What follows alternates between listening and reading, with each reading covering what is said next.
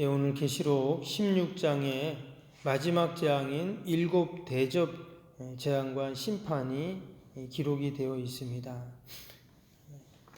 지난번에 일곱 대접 재앙 재앙표를 보면 구체적으로 하나하나 다 이게 기록이 정리가 되어 있는데 그거를 참고하시면 도움이 되겠습니다. 오늘 1절을 보면 이렇게 시작이 되죠. 또 내가 들으니 성전에서 큰 음성이 나서 일곱 천사에게 말하되 너희는 가서 하나님의 진노의 일곱 대접을 땅에 쏟으라 하더라. 지금 성전에서 큰 음성이 들린다 이렇게 기록이 되어 있어요. 바로 하나님의 음성이죠. 성전에서 들리는 소리는 하나님의 음성입니다. 이 시간도 목사님을 통해서 말씀이 들려지는데 이것이 그냥 목사님의 말이 아니라 성전에서 들리는 말씀이죠. 때문에 이것이 하나님의 말씀입니다. 우리가 사람의 말이 아니라 하나님의 말씀으로 들을 때 거기 하나님의 역사가 있는데 지금 그 얘기를 하는 것입니다. 하나님의 말씀이 성전에서 들려지고 거기 하나님의 말씀의 역사가 나타납니다. 바로 그 일곱 대왕의 대접의 그 재앙 심판의 내용이 나오는 것이죠. 그 일곱 하나님의 그 진노의 일곱 대접이 땅에 쏟아졌다, 쏟으라 이런 말씀이 지금 나왔습니다. 마지막 때 그 종말의 때 심판의 때에 그 재앙이 땅에 지금 쏟아진다. 하나님이 부으신다. 지금 이런 이야기를 하고 있습니다. 근데 이제 이후로부터 쭉 나오는 그 일곱 대접의 재앙의 내용을 보면은요. 옛날 이스라엘 백성들을 출애굽시킬 때 애굽에 내려졌던 그 재앙과 흡사합니다. 그래서 그 내용을 하나하나 좀 살펴보면 2절 봅니다. 첫째 천사가 가서 그 대접을 땅에 쏟음에 짐승의 표를 받은 사람들과 그 우상에게 경배하는 자들에게 악하고 독한 종기가 나더라. 여기 보면 질병에 대한 재앙이죠. 그 재앙이 악하고 독한 종기가 나더라 이랬습니다. 그 애굽에 내려졌던 그 재앙 가운데서도 이 재앙이 있었죠. 종기 재앙이 있었습니다. 네, 우리가 아는 것처럼 여러분 종기가 뭡니까? 종기는 염증이거든요. 그래서 몸 속에서 나쁜 세균과 우리 안에 있는 좋은 세균이 싸워서 그렇게 생기는 게 이제 염증이고 종기인데 뭐 아시겠지만 현대의학에서는 이 염증을 치료하는 약이 없습니다. 아직까지. 그래서 많은 그 연구 가운데 이 염증을 없애는 약을 연구를 하죠. 근데 아직까지 만들지 못했습니다. 그래서 어떤 사람이 염증을 없애는 약을 만들면 벼락부자가 된다 이런 얘기도 하던데 그래서 이 염증이라는 이 질병은 아직 고치질 못합니다. 그런데 마지막 하나님의 그 심판의 재앙 때 이 염증 재앙이 생긴다는 거예요. 그냥 생기는 것도 아니고 누구에게 생깁니까? 짐승의 표를 받은 사람들, 그 우상에게 경배하는 자들에게는 악하고 독한 종기가 난다 이랬어요. 무시무시한 그러한 재앙이죠. 그러나 하나님께서 하나님의 택한 백성들 또 어린 양의 피로 깨끗하게 된 우리 성도들은 어떻습니까? 앞에서도 나왔던 것처럼 이 모든 재앙과 심판으로부터 제외되죠. 하나님의 안전하게 보호하시는 은혜가 임한다는 것. 마치 그 애굽의 재앙이 내려질 때 이스라엘 백성들이 있던 고세 땅에는 아무런 재앙이 없었던 것처럼 하나님께서 우리 택함 받은 백성들은 그 악한 독한 종기로부터 우리를 지켜주신다 하는 것입니다. 그래서 요한계시록에 나오는 모든 하나님의 심판은 사실 우리 성도들에게는 은혜입니다. 왜? 우리에게는 다 면제되기 때문에. 그래서 우리가 늘 하나님의 은혜를 생각하고 감사하고 또한 찬양해야 할 줄로 믿습니다. 할렐루야. 그다음 두 번째 대양 봅니다. 3절 보시면 둘째 천사가 그 대접을 바다에 쏟음에, 또 이 대접에 있는 재앙을 쏟았다는 거예요. 바다가 곧 죽은 자의 피같이 되니 바다 가운데 모든 생물이 죽더라. 앞에 나팔 재앙 때도 이 피 재앙이 나왔죠. 그때는 그 피를 쏟으니까 바다의 3분의 1이 피가 됐다 이렇게 됐는데, 여긴 지금 3분의 1이 아니라 어때요? 바다 전체가 피로 변해서 모든 생물이 죽었다 이렇게 나옵니다. 그래서 이 요한계시록에 나오는 하나님의 심판은요, 점점 시간이 갈수록 그 재앙이 가중이 되고 무거워집니다. 처음에는 견딜 수 있어요. 근데 시간이 지나면 지날수록 가중이 되기 때문에 더 큰 재앙이 오기 때문에 마지막에는 다 죽는 것이죠. 모든 바다의 생물이 죽고, 그러면 바다가 죽는다는 것은 결국 사람도 죽는 것이죠. 우리 한 번씩 여름에 보면 바다에 적조 현상 일어나잖아요. 그래도 얼마나 많은 피해가 있고 그렇습니까? 그런데 모든 온통 바다가 피로 변하면 이건 무시무시한 재앙이죠. 세 번째 대항은 4절에 나옵니다. 4절 보시면 셋째 천사가 그 대접을 강과 그 물근원의 쏟음에 피가 되더라. 이번에는 사람이 먹을 수 있는 강, 모든 물 이제 다 피로 변했다는 거예요. 6절 보세요. 그들이 성도들과 선지자들의 피를 흘렸으므로 그들에게 피를 마시게 하신 것이 합당하니이다. 마지막 때에 모든 순교자의 피에 대한 보응이 있다 하는 말씀입니다. 여러분, 지난 2000년 동안 기독교가 얼마나 많은 순교의 피를 흘렸습니까? 근데 하나님께서는 그 순교의 피를 그냥 넘어가지 아니하시고 반드시 마지막 때에 그 순교에 대한 보응을 하신다 하는 것입니다. 바로 공의의 하나님이심을 드러내는 것이죠. 동일하게 하나님께서는 우리 모든 성도들의 수고와 또한 고난과 헌신과 희생, 그리고 우리의 기도를 다 알고 보고 기억하고 계신다 하는 그런 말씀입니다. 하나님은 반드시 마지막 때에 보응하시고 또한 응답하신다고 오늘 이 세 번째 대접 심판을 통해서 우리에게 또한 말씀하십니다. 네 번째는 8절 9절입니다. 보시면 넷째 천사가 그 대접을 해 쏟음에 해가 권세를 받아 불로 사람들을 태우니 사람들이 크게 태움에 태워진지라. 이 재앙들을 행하는 권세를 가지신 하나님의 이름을 비방하며 또 회개하지 아니하고 주께 영광을 돌리지 아니하더라. 네 번째 대접 재앙은 이제 불로 사람들을 다 태워버리는 것입니다. 근데 그 불이 해가 권세를 받았다 이렇게 나왔죠. 그래서 마치 태양이 뜨거워져 가지고 사람들을 다 태워버린다는 거예요. 여러분, 태양이 원래 뜨겁죠. 원래 뜨거운데 지구하고 태양이 멀리 떨어져 있기 때문에 우리가 뜨겁지 않죠.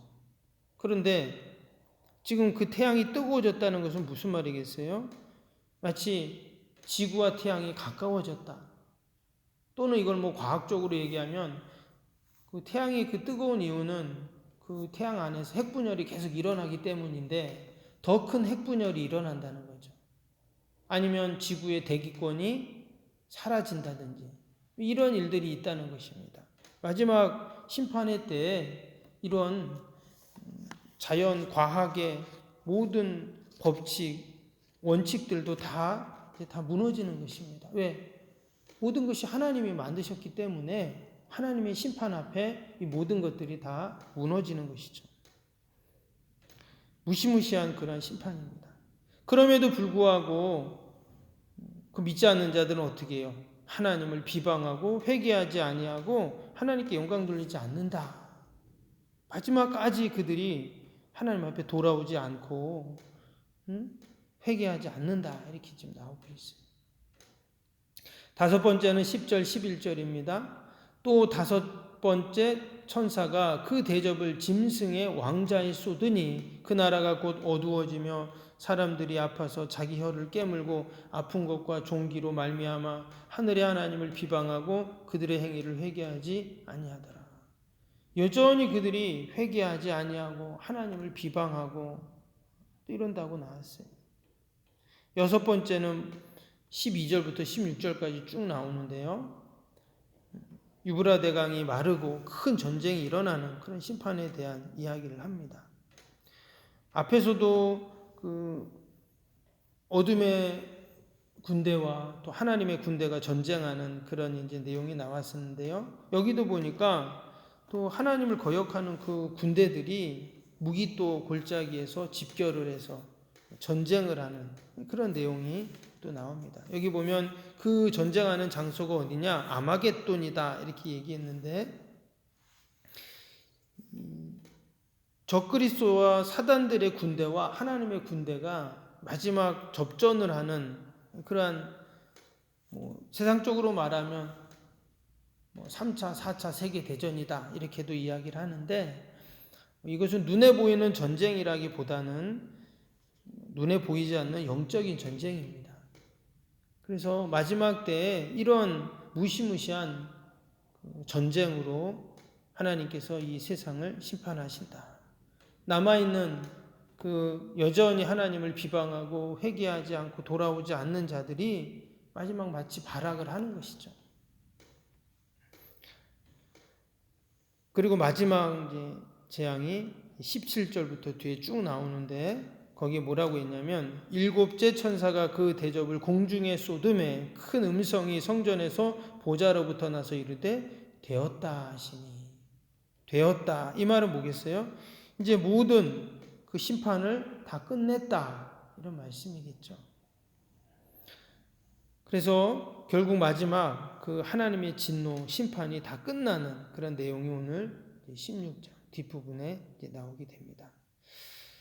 왜 하나님께서 지금 우리가 읽은 것처럼 이런 무시무시한 심판과 재앙을 세상에 내리시는가? 우리가 두 가지를 생각할 수 있는데 하나는 뭐냐면 이런 재앙이 있다 하는 것을 하나님께서 경고하시는 것이죠. 경고한다는 말은 뭐예요? 준비하라는 거거든요. 그래서 우리 믿는 자들은 마지막 날이 있고 이 마지막 때는 이런 무시무시한 심판이 있구나 하고 우리는 이 말씀을 통해서 준비하는 것입니다.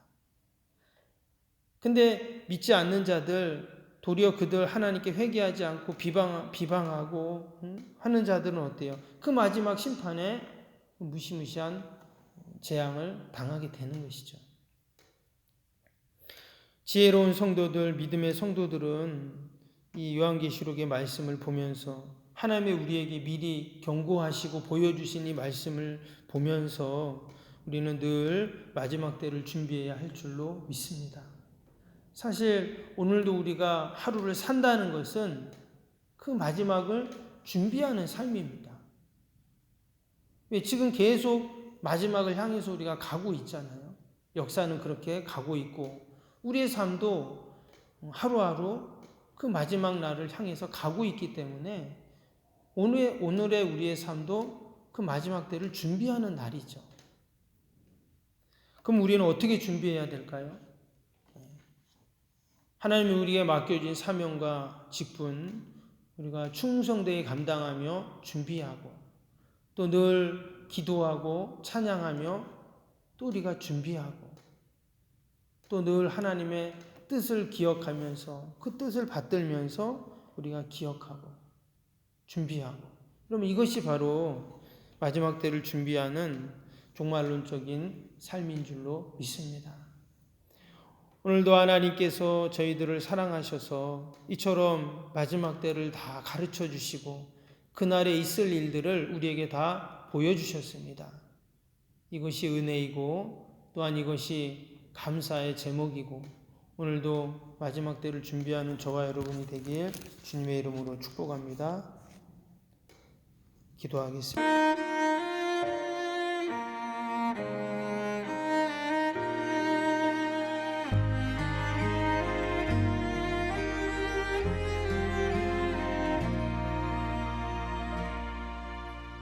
나는 하나님을 예배하는 예배자입니다.